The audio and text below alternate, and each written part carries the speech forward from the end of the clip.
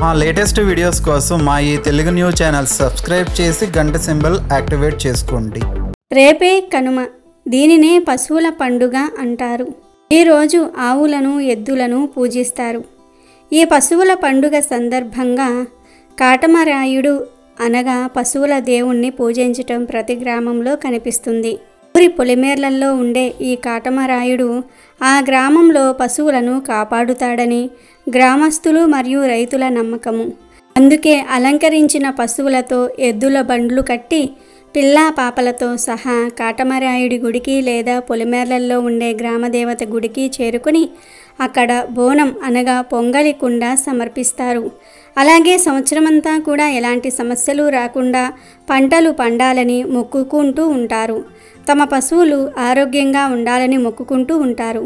అప్పుడే గతంలో మొక్కుకున్న మొక్కులను చెల్లిస్తూ వాళ్ళ మొక్కుల ప్రకారము కోళ్ళు, మేకలు, పొట్టేళ్ళు బలిస్తారు.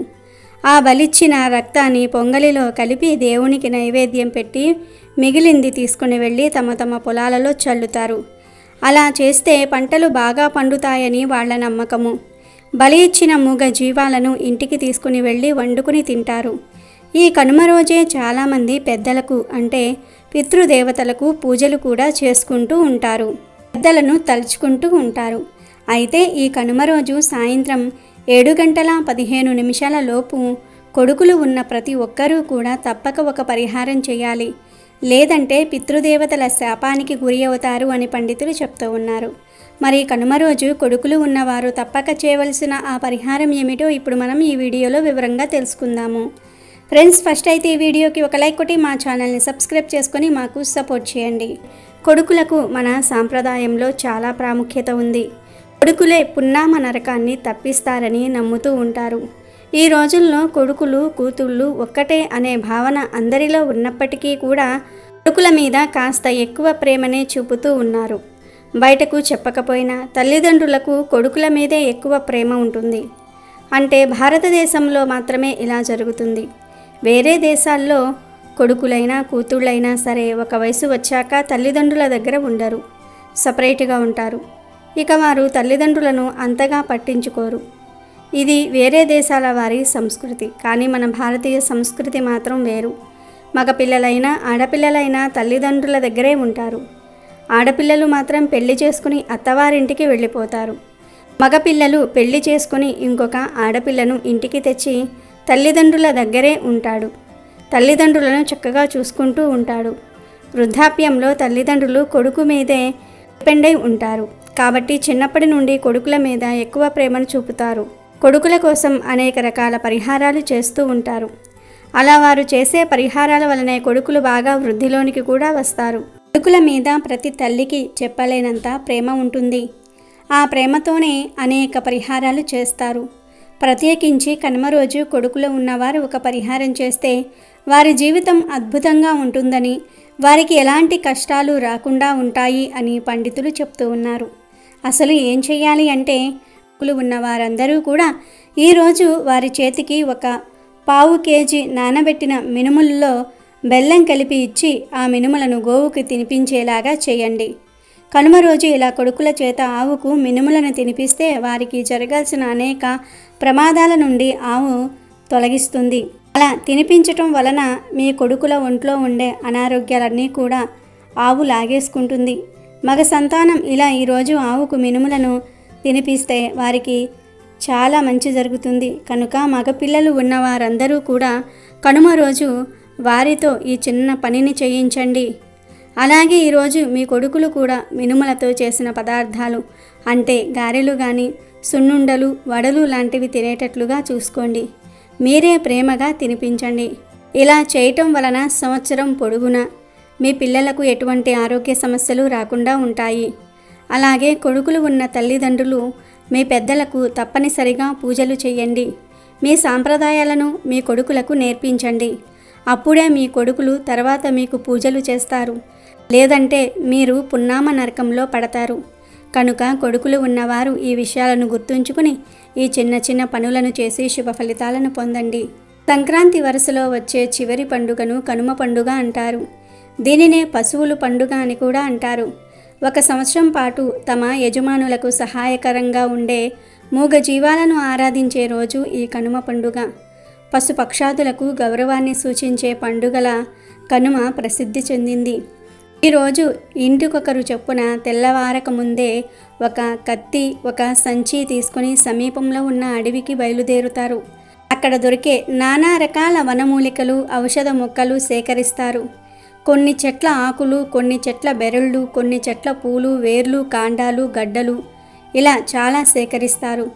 కొన్ని నిర్దిష్టమైన చెట్ల భాగాలను మాత్రమే సేకరించాలి. అనగా మద్ది, మాను, నేరేడు, మాను చెక్క, మోదుగ పూలు, నల్లేరు, మారేడు కాయ ఇలా అనేక మూలికలను సేకరించి ఇంటికి తీసుకొచ్చి వాటిని కత్తితో చిన్న ముక్కలుగా కత్తిరించి ఆ తర్వాత దానికి పెద్ద మొత్తంలో ఉప్పు చేర్చి రోట్లో వేసి బాగా దంచుతారు. అదంతా మెత్తటి పొడిలాగా అవుతుంది. దీన్ని ఉప్పు చెక్క అంటారు. ఇది అత్యంత ఘాటైన మధురమైన వాసనతో ఉంటుంది. దీన్ని పశువులకు తినిపించాలి.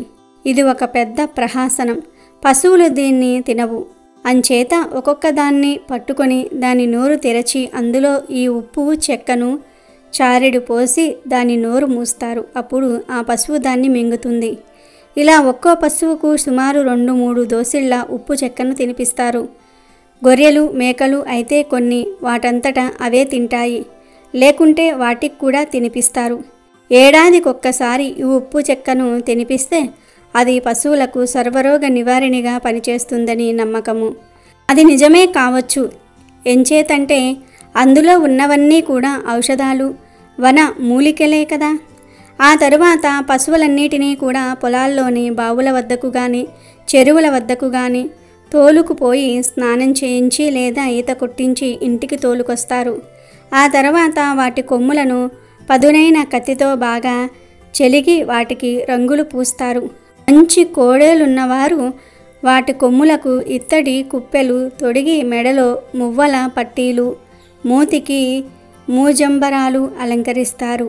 అన్నిటికీ కొత్త పగ్గాలు వేస్తారు. ఈ సమయంలో చేలన్నీ పరిగిలిపోయి ఉన్నందువలన పశువులన్నిటినీ కూడా వదిలివేస్తారు. వ్యవసాయ వృద్ధిలో రైతులకు సహాయపడుతున్నందులకు పశువులను ఈరోజు కృతజ్ఞతా భావంతో ప్రేమపూర్వకంగా వాటిని గౌరవించి పూజిస్తారు. అలాగే కనుమ రోజు ప్రయాణాలు చేయకూడదని ఒక నానుడి ఉంది. దాని వెనుక కూడా ఒక కారణం ఉంది. అది ఏమిటి అంటే సంక్రాంతి అంటే కేవలం ఒక రోజు పండుగ కాదు. భోగి, సంక్రాంతి, కనుమలు కలిసిన 3 రోజుల పండుగ.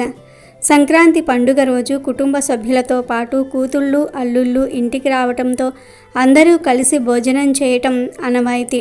ఈ కనుమ రోజు పితృదేవతలకు ప్రసాదాన్ని పెట్టి కుటుంబ సభ్యులందరూ కూడా కలిసి భోజనం చేస్తారు. అదేవిధంగా అందరూ కలిసి కాసేపు సరదాగా కూర్చొని మాట్లాడుకోవటం కోసం కనుమ రోజు ఎక్కడికి ప్రయాణాలు చేయకుండా కేవలం కుటుంబ సభ్యులతో గడపాలని చెప్తూ ఉంటారు. కనుమ రోజు కాకి కూడా కదలదని సామెతను మన పెద్దలు కూడా చెప్తూ ఉంటారు. అత్యవసరమైతే తప్ప ఈ పండుగ రోజు ప్రయాణాలు చేయకూడదు.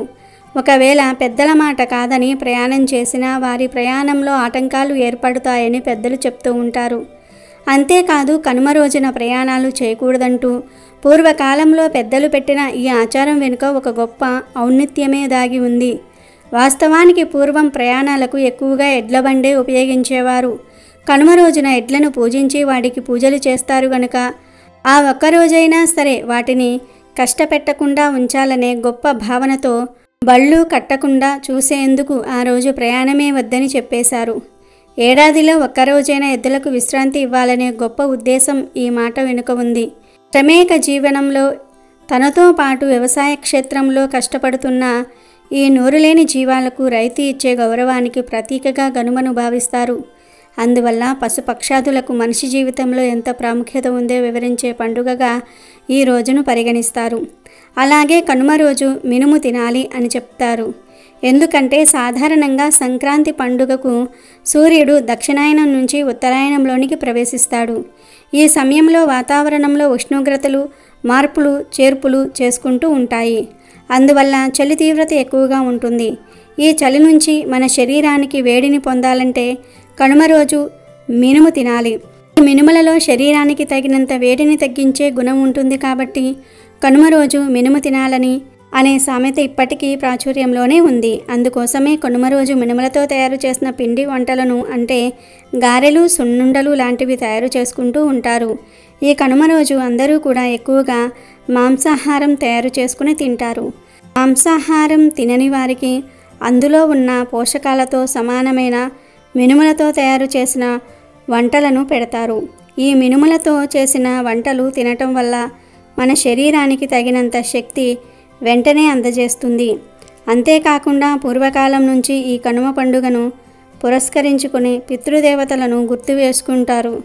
ఈ సందర్భంగా మినుములతో చేసిన గారెలనే నైవేద్యంగా సమర్పించి భోజనం చేస్తారు. మినుముల వల్ల ఇన్ని ప్రయోజనాలు ఉన్నాయి కాబట్టి కనుమ రోజు మినుము తినాలనేది సామెతను వాడుతారు. అమెజాన్లో బెస్ట్ డిస్కౌంట్స్ కోసం వీడియో డిస్క్రిప్షన్లో లింకు ఉంది, చూడండి. అలాగే మా టెలిగ్రామ్ ఛానల్ సబ్స్క్రైబ్ చేసుకోండి.